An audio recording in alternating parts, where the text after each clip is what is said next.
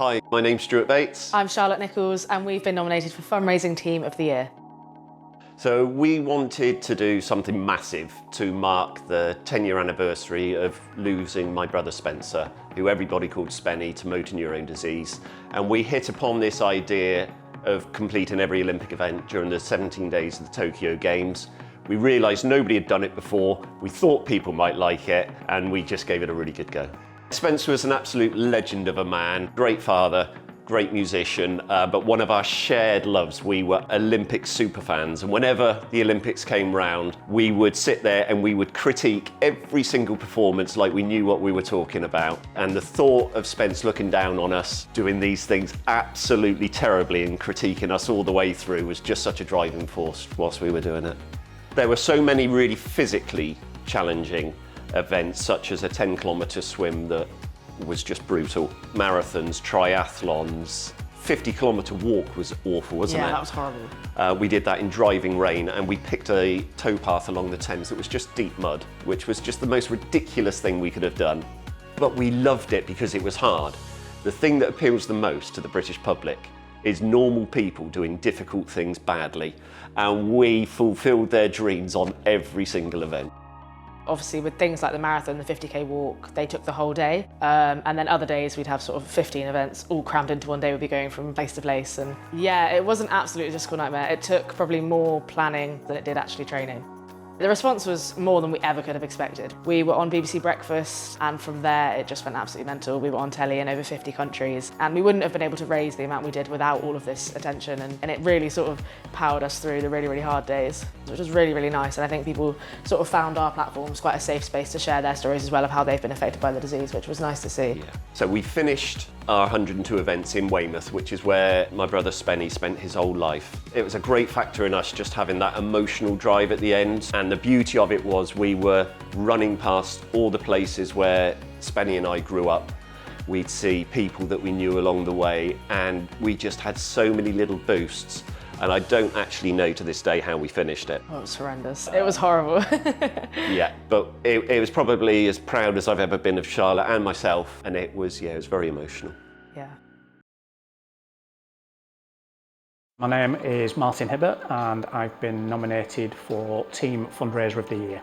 22nd of May 2017, I bought my daughter Eve some surprise tickets. Me and Eve, that's what we did, went to concerts. So there was always the agreement that we would probably leave during the encore, miss the rush and kind of get out before the crowds. 10:30 came and I had to drag her out, and I made our way through the city room. And like I say, unfortunately, we were 6 metres away when he detonated his bomb.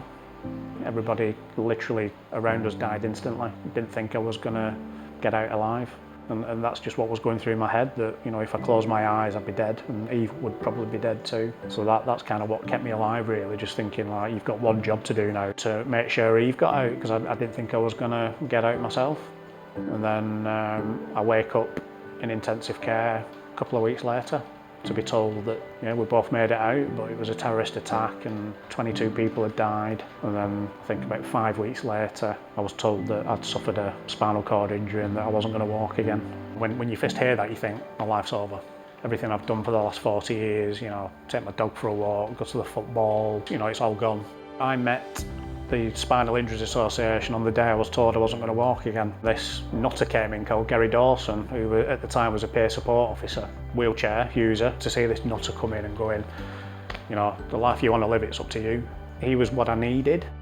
We'd used my story for a pitch to the October Club. We'd won the pitch, which then ended up being just short of £1 million. Somebody just made a comment about, so how are you going to raise £1 million next year? You know, and it was like, well, you know, we'll do something crazy, we'll climb Mount Everest or something. They came back and they said, don't think Mount Everest is possible, but the second hardest one's probably Kilimanjaro. I was like, right, let's do it. It was 5 days up, 2 days down, but the team I had around me, it was just an amazing experience, and to know that there's not many people who've done it in a wheelchair, it just makes it that even more special.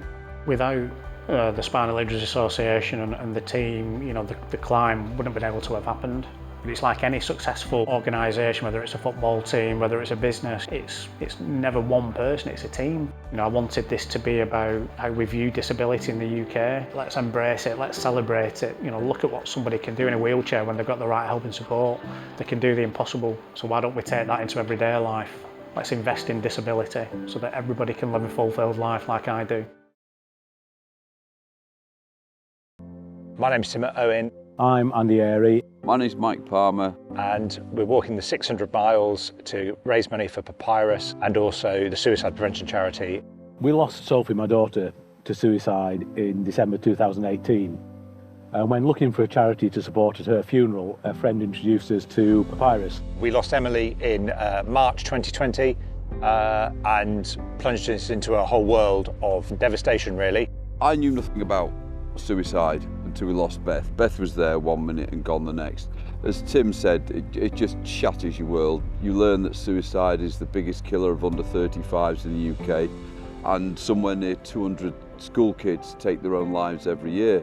These are shocking statistics that we just didn't know about to start off with. So I got a 2010 AA Road Atlas and drew some pretty crude straight lines that I introduced to Andy, who his world is maps, isn't it? So Andy laughed, took it on board. We went back to Tim. Tim was on board. Then all of a sudden, Three Dads Walking was born. Yeah, so we're in Shrewsbury at the moment, and we're about halfway through this current challenge. It was at the end of the last challenge we thought we'd done the fundraising, but it felt we wanted to do more in society. There was a doctor in Scotland that wrote to us and said, could you walk across all 4 nations of the UK, please, to spread suicide prevention awareness? We've had people come up to us face to face and say, I was going to kill myself later, but I've heard the devastation that you three were left in. I can't do that to my family. Given us a big hug, we've all cried, but we know we've saved their lives, which is humbling. Getting this onto the school curriculums, we believe would save so many lives. You know, all people we talk to, they say if our kids had been equipped when they were younger, you know, they may have stood a chance. We have been talking to the government since we finished the walk last year, and it is moving. You can see that the direction of travel is to that.